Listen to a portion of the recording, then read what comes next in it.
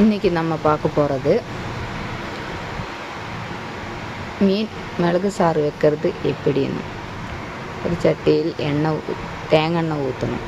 தேங்காய் எண்ணெய் ஊற்றி கொஞ்சோண்டு வெந்தயம், கருவேப்பிலை,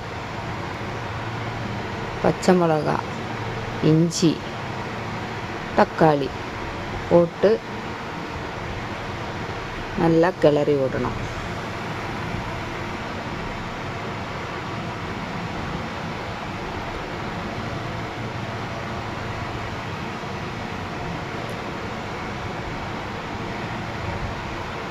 நல்லா கிளறினதுக்கப்புறம் மிளகாத்தூள், மல்லித்தூள், மஞ்சத்தூள் போட்டு நல்லா மிக்ஸ் பண்ணிடணும். அதுக்கப்புறம் தேவையான அளவுக்கு புளி கரைச்சி ஊற்றிடணும்.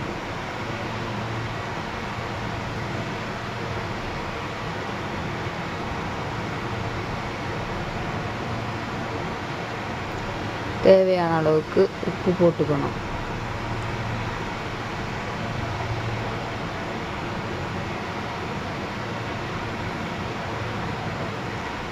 அதுக்கப்புறம் தண்ணி ஊற்றி நல்லா வாஷ் பண்ணி வச்சுருக்கிற மீன் போட்டு நல்லா வேக வச்சுக்கணும்.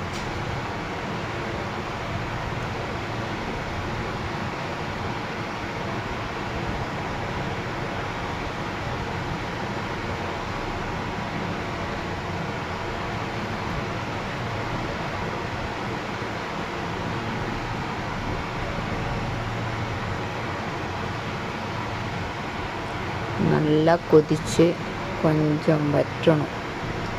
அதுக்கப்புறம் நல்ல சுவாதிஷ்டമായ